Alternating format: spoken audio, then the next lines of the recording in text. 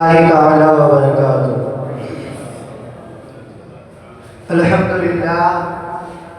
الحمدللہ وکفا والسلام علی عبادہ الذین اصطفیٰ، اما بعد فاعوذ باللہ من الشیطان الرجیم، بسم اللہ الرحمن الرحیم۔ قال اللہ تبارک و تعالی فی القرآن المجید والفرقان الحمید، قل للمؤمنین یغضوا من ابصارهم ویحفظوا فروجهم ذلک ازکی لهم ان اللہ خبیر بما یصنعون۔ صدق اللہ مولانا العظیم وصدق رسوله النبی الکریم، ونحن على ذلك لمن الشاہدین والشاکرین والذاکرین والحمد للہ رب العالمین۔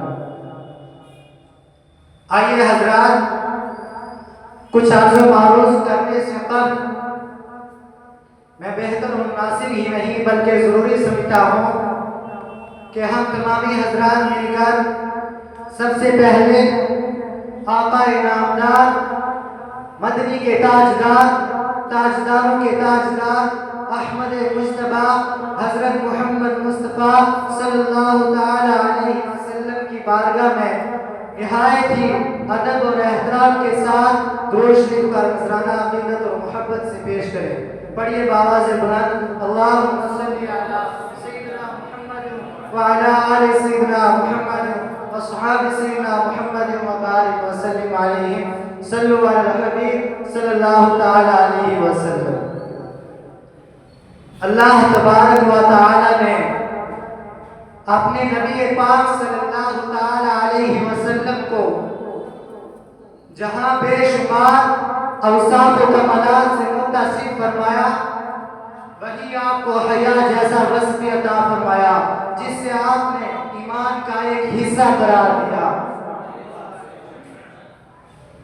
خطبہ رسولہ کے بعد میں نے جس آیت کریمہ کو عنوان سخن بنایا ہے، اللہ تبارک و تعالی قرآن مقدس میں ارشاد فرماتا ہے، اے نبی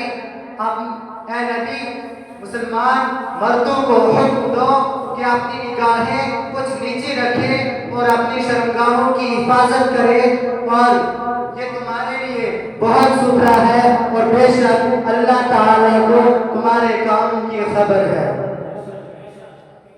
آیت کریمہ میں مسلمان مردوں کو حکم دیا گیا ہے کہ وہ اپنی نگاہیں کچھ نیچے رکھیں اور جس چیز کو دیکھنا جائز نہیں اس پر نظر نہ ڈالیں۔ حضرت ابو سعید خدری رضی اللہ تعالی عنہ سے روایت ہے کہ رسول اللہ صلی اللہ تعالی علیہ وسلم نے ارشاد فرمایا کہ تم راستوں میں بیٹھنے سے بچو، تم راستوں میں بیٹھنے سے بچو۔ صحابہ کرام نے عرض کی، یا رسول اللہ صلی اللہ تعالی علیہ وسلم، راستوں میں بیٹھے بغیر ہمارا گزارا نہیں ہو سکتا، وہاں بیٹھ کر ہم باتیں کرتے ہیں۔ آپ صلی اللہ تعالی علیہ وسلم نے ارشاد فرمایا، اگر راستوں میں بیٹھے بغیر تمہیں کوئی چارہ نہیں تو پھر راستوں کا حق ادا کرو، حق ادا کرو۔ صحابہ کرام نے عرض کی، یا رسول اللہ، راستوں کا حق کیا ہے؟ ارشاد فرمایا، اپنی نگاہیں نیچے رکھنا، تکلیف کے چیز کو دور کرنا، سلام کا جواب دینا، نیکی کی دعوت دینا اور برائی سے منع کرنا۔ یہ تو مسلمان مردوں کے لیے حکم تھا، مسلمان عورتوں کے لیے کیا حکم ہے؟ اللہ تبارک و تعالی قرآن مقدس میں دوسرے مقام پر ارشاد فرماتا ہے، وَقُلْ لِلْمُؤْمِنَاتِ يَغْضُضْنَ مِنْ أَبْصَارِهِنَّ وَيَحْفَظْنَ فُرُوجَهُنَّ وَلَا يُبْدِينَ زِينَتَهُنَّ إِلَّا مَا ظَهَرَ مِنْهَا وَلْيَضْرِبْنَ بِخُمُرِهِنَّ عَلَى جُيُوبِهِنَّ۔ فرمایا، اے نبی، مسلمان عورتوں کو حکم دو کہ اپنی نگاہیں کچھ نیچے رکھیں اور اپنی پارسائی کی حفاظت کریں اور اپنا بناؤ نہ دکھائیں مگر جتنا خود ہی ظاہر ہے بے شک، اور اپنے دوپٹے کو اپنے گریبانوں پر ڈالے رہے۔ آیت کریمہ کے اس حصے میں مسلمان عورتوں کو حکم ہوا ہے کہ وہ اپنی نگاہیں کچھ نیچے رکھیں اور غیر مردوں کو نہ دیکھیں۔ برادران ملت اسلامیہ، حضرت ام سلمہ رضی اللہ تعالی عنہ فرماتی ہیں کہ میں اور حضرت میمونہ رضی اللہ تعالی عنہ بارگاہ رسالت صلی اللہ تعالی علیہ وسلم میں حاضر تھی۔ اسی وقت حضرت ابن ام مکتوم رضی اللہ تعالی عنہ تشریف لائے جو ایک نابینا صحابی ہیں۔ آپ صلی اللہ تعالی علیہ وسلم نے فرمایا کہ پردہ کرو۔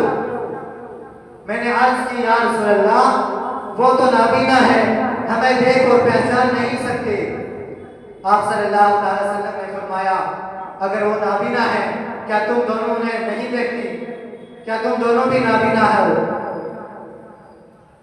آقا ارشاد فرماتے ہیں، امام بخاری نے اس حدیث پاک کو نقل کیا ہے، الایمان بضع و ستون شعبۃ والحیاء شعبۃ من الایمان، کہ ایمان کی 60 سے زیادہ شاخیں ہیں، ایمان کی 60 سے زیادہ شاخیں ہیں اور حیا بھی ایمان کی ایک شاخ ہے۔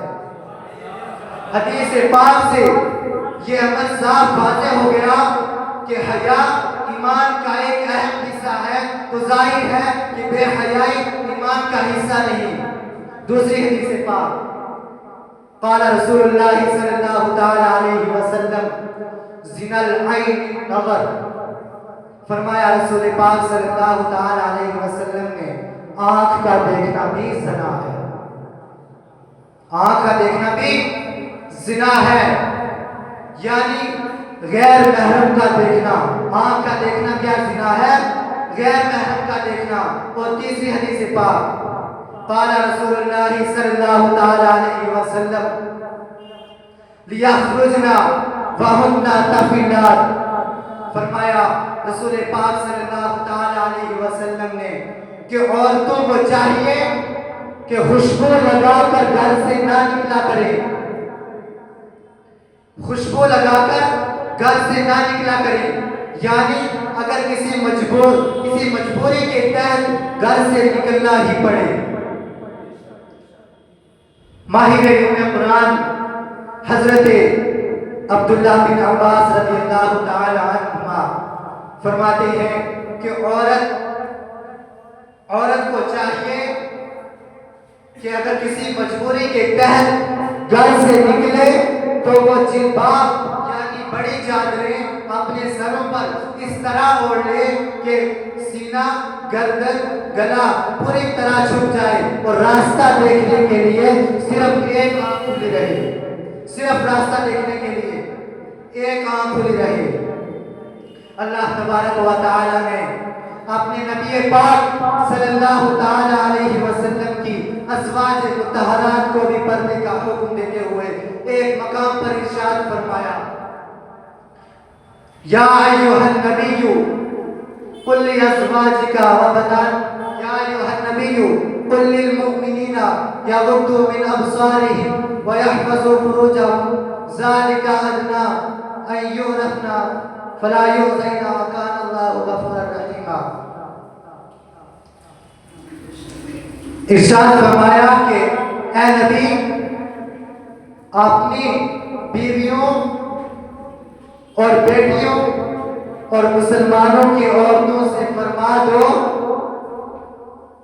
کہ وہ اپنی چادروں کا ایک حصہ اپنے منہ پر ڈال لیں، یہ اس سے نزدیک تر ہے کہ ان کی پہچان ہو تو وہ ستائی نہ جائے، ان کی پہچان ہو تو وہ ستائی نہ جائے۔ اس کے تعلق سے بے شمار آیات قرآنیہ اور احادیث مبارکہ وارد ہیں۔ عورت کا مذکورہ صورتوں میں اپنا چہرہ اور جسم آخر دعوانا الحمدللہ رب العالمین. السلام علیکم.